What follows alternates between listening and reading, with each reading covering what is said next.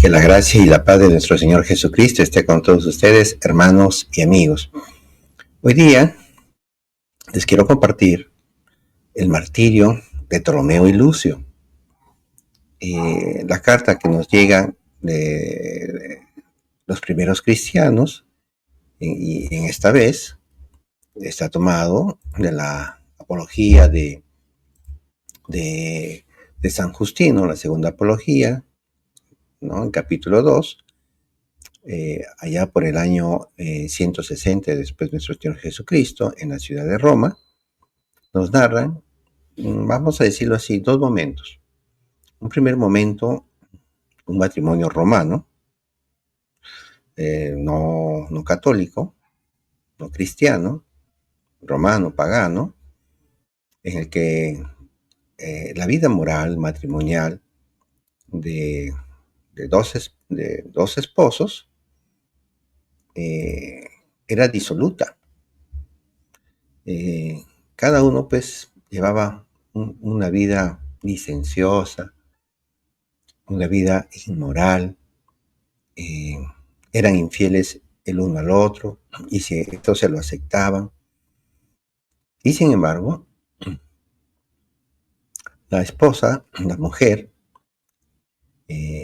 conoce el catolicismo, el cristianismo, y es enseñada por Ptolomeo, es a ser catequizada por Ptolomeo, y va deslumbrándose con la doctrina cristiana sobre la castidad, sobre la santidad en la forma de vivir la sexualidad.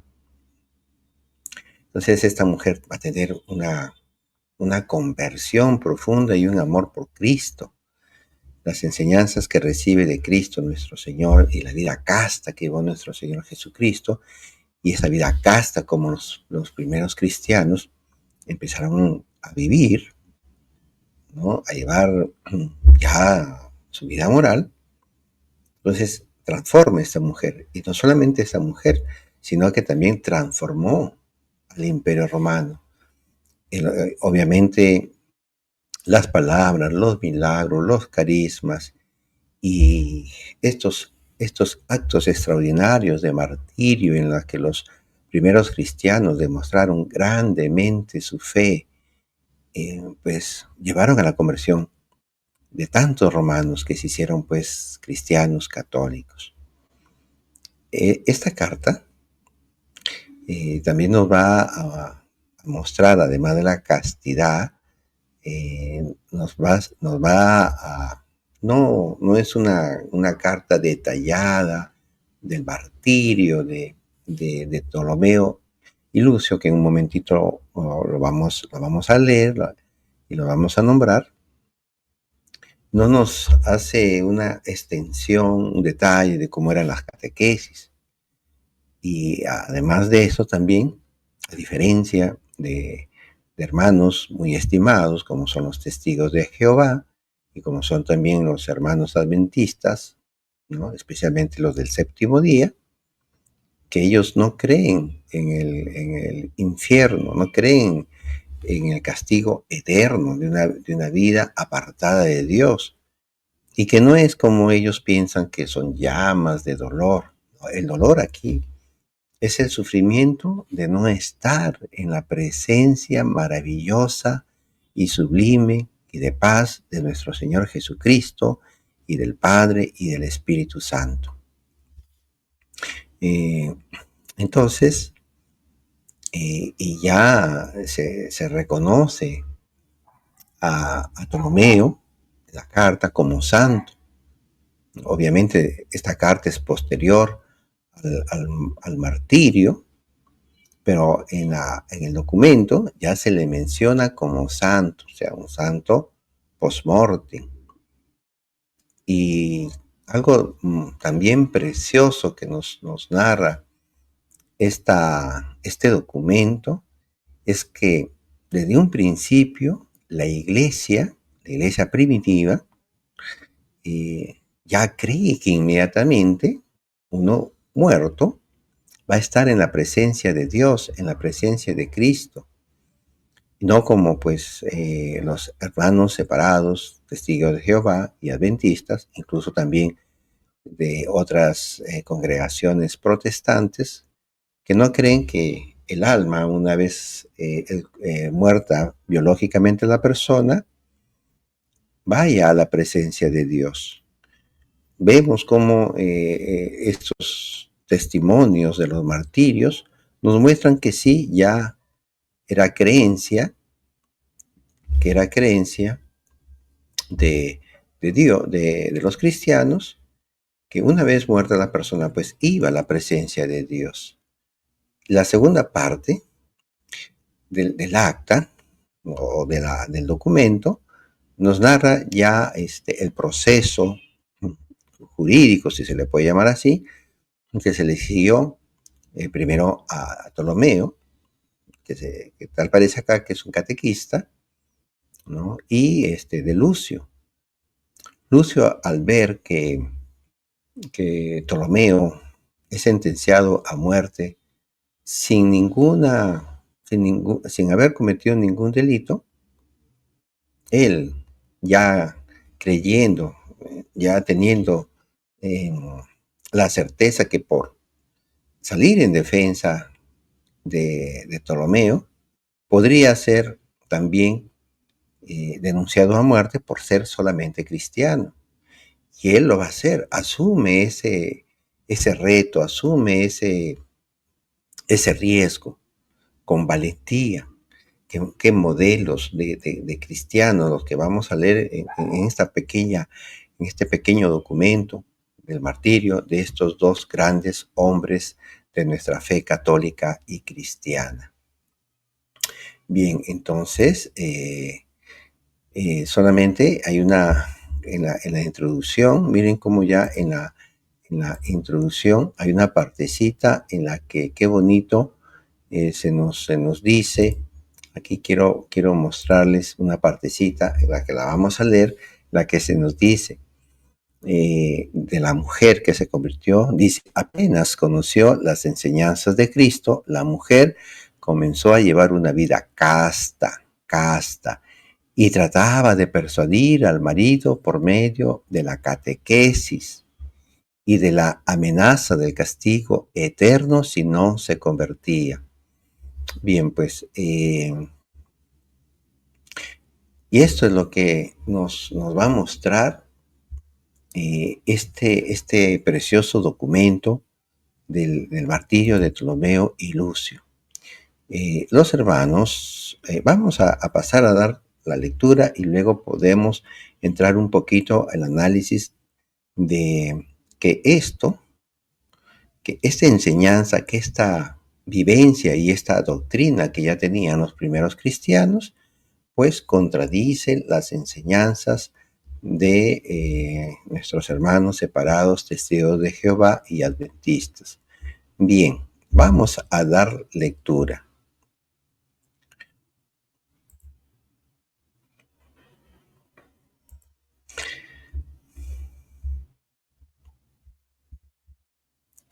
Comenzamos. Vivía en Roma un matrimonio conocido por la vida licenciosa que llevaban ambos cónyuges. Apenas conoció las enseñanzas de Cristo, la mujer comenzó a llevar una vida casta y trataba de persuadir al marido por medio de la catequesis y de la amenaza del castigo eterno si no se convertía. El hombre, obstinado por sus costumbres, se distanciaba cada vez más de su esposa, la cual ya consideraba una cosa impía convivir con este hombre y decidió separarse. Sin embargo, los suyos la convencieron de que tuviera paciencia con la esperanza de que algún día el hombre cambiara. Pero en un viaje que el marido realizó hasta Alejandría, se entregó a mayores excesos todavía, y cuando su mujer lo supo, pidió el libelo de repudio y lo abandonó. Contrariamente a lo esperado por la mujer, que el marido la imitara convirtiéndose, éste vengándose de ella porque había divorciado, la denunció ante los tribunales acusándola de ser cristiana. Como su denuncia no fue escuchada, entonces el hombre dirigió su ataque contra Ptolomeo, que fue quien llevó a la mujer a la conversión. El marido era amigo de un centurión y le costó muy poco persuadirlo para que lo detuviera, simplemente preguntándole si era cristiano. Además, Ptolomeo ya había sido detenido anteriormente por Urbico, jefe del tribunal, por la misma causa. Ptolomeo, que era amante de la verdad e incapaz de decir mentiras, inmediatamente se confesó cristiano. Esto solo bastó al centurión para cargarlo de cadenas, llevarlo a la cárcel y atormentarlo. Cuando Ptolomeo fue conducido ante el tribunal de Urbico, la única pregunta que se le hizo fue si era cristiano. Y nuevamente el santo, consciente de los bienes que había recibido de Cristo, confesó su fe. Urbico sentenció que fuera conducido al suplicio. Otro cristiano, llamado Lucio, al ver que el juicio se había hecho contra toda razón y toda justicia, cuestionó la actitud de Urbico diciendo: ¿por qué mandaste castigar con la muerte a un hombre a quien no se le ha probado ser ni adúltero, ni fornicador, ni asesino, ni ladrón, ni asaltante, ni reo de ningún otro crimen, sino que solo ha confesado llevar el nombre de cristiano? Urbico, no juzgas de la manera que conviene al emperador Pío, ni al hijo del César, amigo del Salver, ni al sacro Senado. Pero Urbico, sin demora, se dirigió a Lucio diciéndole: me parece que tú también eres cristiano. A mucha honra, respondió Lucio. Sin más, el prefecto dio orden de que también él fuera llevado al suplicio. Lucio agradeció la decisión, porque así se vería libre de tan perversos déspotas, e iría a ver al Padre y Rey de los cielos. Fin del documento del martirio de estos cristianos valientes que asumieron los riesgos de ser cristianos. Asumieron con valentía, sí, yo soy cristiano, y no se callaron, no tuvieron miedo a la muerte, como va a decir San Pablo en la carta a los filipenses, ¿no? ¿Cuánto daría yo por ya estar en el cielo con Cristo Jesús nuestro Señor? Está en la carta a los Filipenses, capítulo 1, versículos 22 en adelante. Bien, entonces, sí, pues, eso es lo que creen los cristianos de los primeros tiempos. Qué precioso. Ahora, lo que sí les quiero compartir es sobre nuestros hermanos protestantes, adventistas, y también ha habido un caso de un ex sacerdote que recién hace poco ha renunciado al sacerdocio. Estamos hablando del padre Alberto Linero, o Lineros. Ahí se le hace una entrevista en Caracol Televisión. Voy a dejar señalando ahí el link en el que pueden entrar en YouTube y ver la entrevista que se le hace al padre Linero. Y el padre Linero va a decir que el infierno no existe, que el infierno y el demonio es solamente una representación del mal. Nuestros hermanos testigos de Jehová, al igual que nuestros hermanos adventistas, tampoco pues creen en el infierno. Bien, los testigos de Jehová, ahí en su página web, también han colgado unos artículos en los que ellos dan cuenta de sus interpretaciones de por qué no creen en en el infierno. Vamos a entrar a ver su, eh, su portal. Miren lo que dice, aquí lo tenemos.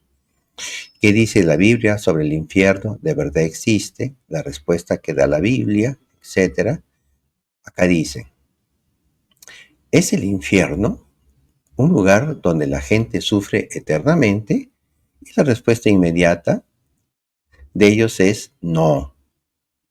Y a continuación dicen, algunas Biblias antiguas usan la palabra infierno para traducir el término hebreo Sheol y el término griego Hades. Estas palabras simplemente se refieren al lugar simbólico donde descansan los muertos, es decir, la tumba, ¿no? Ellos, bueno, así lo explican. Más adelante dicen, los muertos no son conscientes de nada y no pueden sentir dolor. Y aquí hacen unas citas de algunos textos bíblicos. Más abajo dicen, Dios estableció que el castigo por pecar es la muerte, no el infierno de fuego. Es decir, la persona muerta impíamente desaparece, se esfuma, se disipa, ¿no? Se extingue, así nada más. Para ellos eso es, digamos, el infierno de fuego. Más abajo van a decir, tan solo pensar en el tormento eterno le da asco a Dios. Bueno, no tanto así porque vemos que Jesucristo, y lo vamos a ver un poquito más, constantemente nos está hablando de la ajena, del fuego, el fuego eterno, donde el gusano dice ahí, carcome y no muere, ¿no? Luego dice, hay personas buenas que fueron al infierno. La Biblia las usa, las Biblias que usan la palabra infierno también cuentan que algunos hombres fieles a Dios, como Jacob y Job, fueron al infierno, sí, pero se trata de que en el Antiguo Testamento todavía no había un juicio, todavía no había venido Cristo y por lo tanto todavía no podían ir al infierno. El infierno había sido establecido en esos tiempos todavía para el demonio y sus huestes malignas. Bien, vamos a compartir en relación a lo que dicen los hermanos adventistas. A ver, vamos a ver. Y es algo muy parecido a lo que enseñan los hermanos testigos de Jehová. En su página web nos dicen, ¿existe o no? ¿Qué dice la Biblia sobre el infierno? Miren aquí, el infierno, bíblicamente, el infierno es el lugar y el estado de castigo y destrucción con fuego eterno en la segunda muerte para los que rechazan a Dios y la salvación en Jesucristo. Dicen algo muy parecido a lo que los testigos de Jehová dicen. Algunas versiones de la Biblia con frecuencia usan la palabra infierno para traducir la palabra hebrea Sheol y la griega Hades. Estos términos generalmente se refieren a la tumba, donde los muertos, tanto justos como malos, esperan en un estado de inconsciencia. Están repitiendo lo mismo que los testigos de Jehová, ¿no? Por acá algo más dice. A ver, vamos a ver qué más dicen.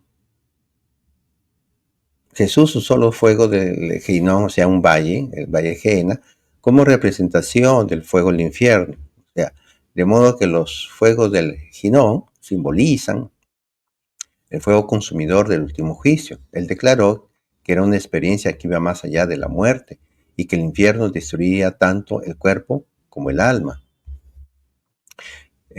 ¿Cuál es la naturaleza del fuego del infierno? ¿Arderán para siempre los malvados? Bueno, esto es lo que dicen, ¿no? El destino de los malvados. Según las Escrituras, Dios promete vida eterna a los justos. La paga del pecado es muerte, no una vida eterna en el infierno. Y cita Romanos capítulo 6, versículo 23. Ahora, cuando Jesucristo se refiere que, que hay que temer a quien puede destruir el cuerpo y el alma, no se está refiriendo a a la destrucción, a la extinción del cuerpo y del alma. No, porque Jesucristo nos está mencionando, por ejemplo, en Mateo capítulo 25, en esta parábola que nos habla de las ovejas y de los cabritos, que pasarán pues a, esta, a este castigo eterno en el infierno. Bien, pues entonces vamos a ver con la Biblia, ¿no? Que no es así. A ver, deme un segundito para encontrarlo. Aquí está. Vamos a verlo. Lo que nos dice Cristo nuestro Señor. A ver, aquí lo tenemos.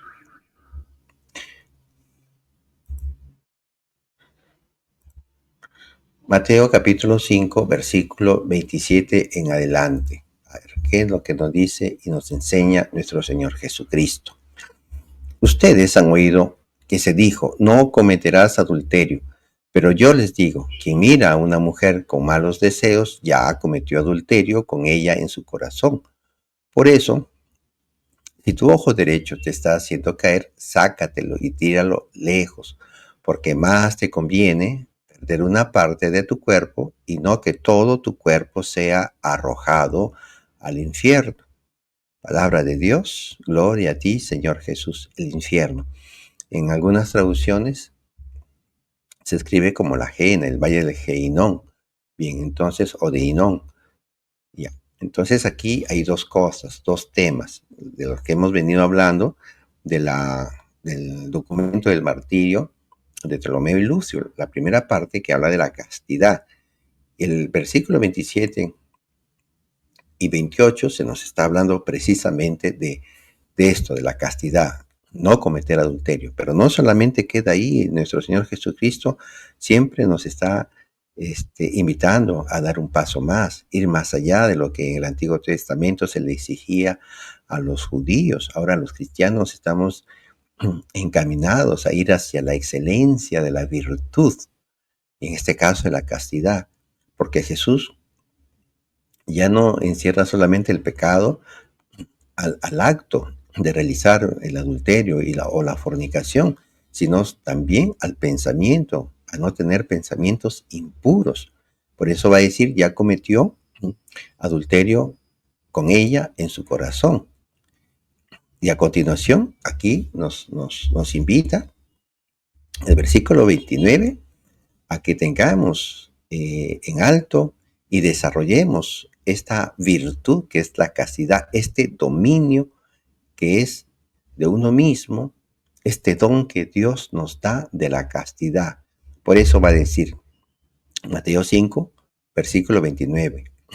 Por eso, si tu ojo derecho te está haciendo caer, sácatelo y tíralo lejos. Entonces, aquí lo que Cristo nos está enseñando es que tenemos que tener un dominio sobre nuestras pasiones, un dominio de